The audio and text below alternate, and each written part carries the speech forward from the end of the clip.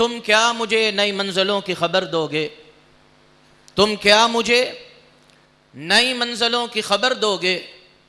تم تو مجھے رستہ نہیں دیتے چلنے کے لیے۔ یہ جتنے بھی افراد جن کی طرف میں نے اشارہ کیا اور جو اس طرح کے تمام تر اختیارات رکھنے والے لوگ اسی قسم میں اور اسی کیٹیگری میں شامل ہوتے ہیں، ان کا مقصد کیا ہے؟ بڑے ہونے کا مطلب کیا ہے؟ آگے آنے کا مطلب کیا ہے؟ عہدے پہ آنے کا مطلب کیا ہے؟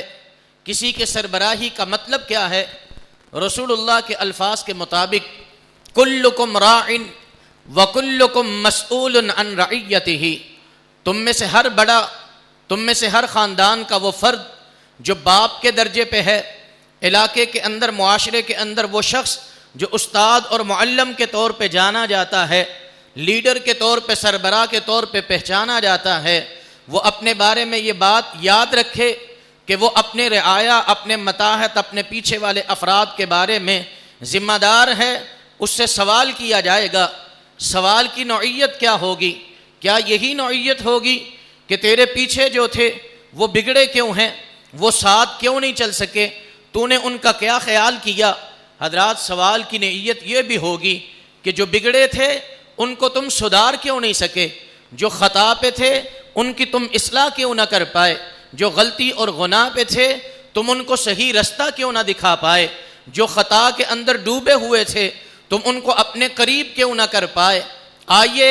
ذرا اسی بات کو سمجھنے کے لیے کہ جب ہم کسی مقام پہ کھڑے ہوتے ہیں، جب ہم استاد، مربی، معلم بنتے ہیں، جب ہم بڑے بھائی بنتے ہیں، جب ہم باپ کے عہدے پہ آتے ہیں، جب ہم استاد کے مقام پہ آتے ہیں، جب ماں کوئی ساس کے مرتبے پہ پہنچتی ہے، اس کو اپنے بارے میں جائزہ کس صورت میں لینا چاہیے کہ میں اپنی ذمہ داری صحیح ادا کر رہی یا نہیں کر رہی، اس کو سمجھنا ہے۔ تو آئیں ذرا پیچھے کی طرف چلیں، احادیث مبارکہ کے اوراق کو پلٹیں، تاریخ کے ادوار کو گزاریں، مسجد نبوی کی چار دیواری کے اندر ذرا اپنے آپ کو تصور کی نگاہ سے دیواروں کے ساتھ کھڑا ہوا دیکھیں، اور اسی مسجد کے صحن کے اندر صحابہ کے مجمع کو تصور میں لائیں، مسجد نبوی کی مسند پہ بیٹھے ہوئے میرے آقا پیارے حبیب، معلم انسانیت، مربی انسانیت، استاد انسانیت، ان کو اس مسند پہ براجمان دیکھیں، اور اسی مسجد کے اندر، اسی مجلس کے اندر، اسی پاکیزہ مجلس اور محفل کے اندر،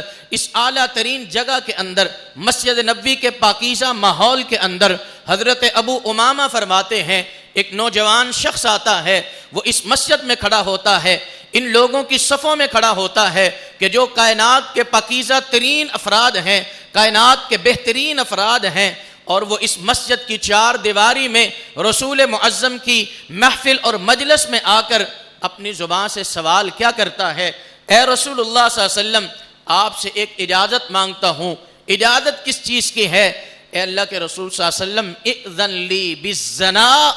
اے اللہ کے رسول صلی اللہ علیہ وسلم مجھے آپ اجازت دے دیجئے کہ میں نمازیں پڑھوں گا، عبادات کروں گا، روزے رکھوں گا، اور سارے طہارت کے اعمال کے، اچھائی کے، نیکی کے کام کروں گا، جنت کے حصول کی تگودو کروں گا، لیکن اس کے ساتھ ساتھ میرا مدعا اور مطالبہ یہ ہے، آپ مجھے زنا کرنے اور بدکاری کرنے کی اجازت دے دیجئے۔ ذرا تھوڑی سی دیر کے لیے تصور کریں، موقع کون سا ہے،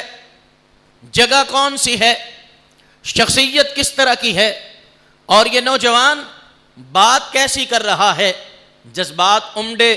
غصہ آیا، صحابہ اٹھے، ڈانٹنے لگے، دھتکارنے لگے۔ رسول معظم صلی اللہ علیہ وسلم نے کہا، اے میرے اصحاب، چھوڑ دو، بیٹھ جاؤ، اس کو میرے پاس آنے دو۔ رسول اللہ صلی اللہ علیہ وسلم نے اس کو بلایا، اپنے قریب بٹھایا، حتیٰ کہ اللہ کے پیغمبر صلی اللہ علیہ وسلم نے اس کو پاس بٹھا کر، قریب بٹھا کر کہا، نوجوان بتا کیا کہتا ہے، دوبارہ سے ذرا اپنا مطالبہ پیش کرنا، کیا اجازت لینا چاہتا ہے۔ وہ پھر سے کہتا ہے، اے اللہ کے رسول صلی اللہ علیہ وسلم، میرا سوال یہ ہے، مجھے بدکاری اور زنا کرنے کی اجازت دے دی جائے۔ میں خود کو بدل نہیں پا رہا، روک نہیں پا رہا، اپنی اصلاح نہیں کر پا رہا، اپنے نفس کو کنٹرول نہیں کر پا رہا، مجھے اجازت دی جائے بدکاری اور زنا کی۔ اللہ کے رسول صلی اللہ علیہ وسلم نے بڑے حوصلے کے ساتھ اور بڑے آرام کے ساتھ بڑی برداشت کے ساتھ اور تحمل کے ساتھ اس کے اس مطالبہ کو مسجد نبوی کی صفوں پہ بیٹھ کر رسول اللہ نے سنا ہے۔ نہ ماتھے پہ تیوری آئی، نہ زبان پہ کرختگی آئی، نہ لہجے کے اندر غصہ امڈا، نہ ماتھے پہ تیوری چڑھی۔ اللہ کے رسول صلی اللہ علیہ وسلم نے فرمایا میں تجھ سے کچھ سوال کرتا ہوں، جواب دے گا؟ جی جی رسول اللہ، آپ سوال کیجئے صلی اللہ علیہ وسلم۔ اللہ کے رسول صلی اللہ علیہ وسلم نے فرمایا جس عمل کی تو مجھ سے اجازت مانگ رہا ہے، اتحبہ لأمک، کیا تو یہ عمل اپنی والدہ کے لیے پسند کرتا ہے کہ کوئی تیری والدہ کے ساتھ یہ عمل کرنے کی اجازت مانگے؟ کہنے لگا لا واللہ یا رسول اللہ۔ اللہ کے رسول صلی اللہ علیہ وسلم نہیں نہیں، ایسا تو کبھی ممکن نہیں ہے کہ کوئی شخص اپنی والدہ کے ساتھ کسی کو بدفعلی اور بدکاری کی اجازت دے دے۔ اللہ کے رسول صلی اللہ علیہ وسلم میری جان میرا مال آپ کی ذات پہ قربان۔ رسول اللہ صلی اللہ علیہ وسلم نے دوسرا سوال کیا اتحبہ لابنتک، کیا اسی بدکاری کے عمل کو تو اپنی بیٹی کے لیے پسند کرے گا؟ کسی اپنی بیٹی کے ساتھ اس عمل کی اجازت دے گا؟ وہ پھر کہنے لگا لا واللہ یا رسول اللہ، نہیں نہیں نہیں نہیں اللہ کے رسول صلی اللہ علیہ وسلم، کبھی بھی پسند نہیں کروں گا، کبھی بھی اجازت نہیں دوں گا، میری جان میرا مال آپ پہ قربان، ایسا ممکن ہی نہیں۔ فرمایا اتحبہ لاختک، اپنی بہن کے لیے پھر یہی جواب، فرمایا اپنی پھوپھی کے لیے پھر یہی جواب، کہا اپنی خالہ کے لیے پھر یہی جواب، کہا جس طرح تو اپنے ان تمام رشتوں کے ساتھ اس عمل کو کبھی بھی برداشت نہیں کرتا اور پسند نہیں کرتا، اسی طرح دنیا کا کوئی فرد بھی اپنی کسی عزیزہ کے لیے کسی کے اس عمل کو برداشت نہیں کرتا۔ اتنا فرمان اور اتنی گفت و شنید کے بعد رسول اللہ صلی اللہ علیہ وسلم نے اپنا ہاتھ مبارک اٹھایا، اس کے سینے پہ پھیرا، اور سینے پہ ہاتھ پھیرنے کے ساتھ اللہ سے دعائیہ کلمات بولے اللہم اغفر ذنبہ وطہر قلبہ وحسن فرجہ، اے اللہ اس کی گناہوں خطاؤں غلطیوں کو معاف فرما دے، اللہ اس کے دل کو پاک بنا دے، اللہ اس کو اپنی عزت و کردار کے حفاظت کی توفیق عطا فرما دے۔ یہ دعائیہ کلمات جب کہے اس کے سینے پہ ہاتھ پھیرا، روایات بتلاتی ہیں وہ شخص وہاں سے اٹھا، پھر نوجوان جب تک زندہ رہا مدینہ کی گلیوں کے اندر کسی نے اس کو آنکھ اٹھا کر کسی عورت کی طرف دیکھتے دیکھا نہیں ہے۔ یہ واقعہ میں نے اور آپ نے سن لیا اور سر بھی ہلا دیا، سبحان اللہ بھی بول دیا، لیکن ذرا تھوڑی سی دیر کے لیے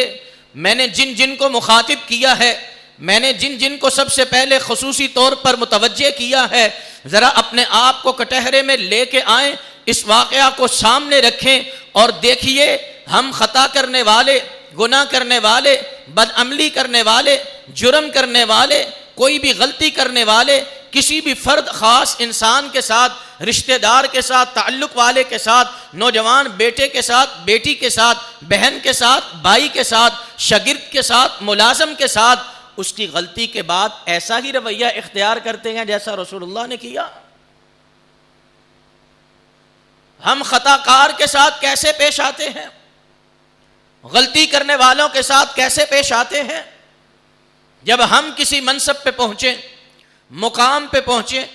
اس وقت کیا ہمیں یاد رہتا ہے کہ یہاں تک آتے آتے ہم نے کتنی ٹھوکریں کھائی ہیں؟ یہاں تک پہنچتے ہم کتنی طرفہ بہکے اور بٹکے ہیں؟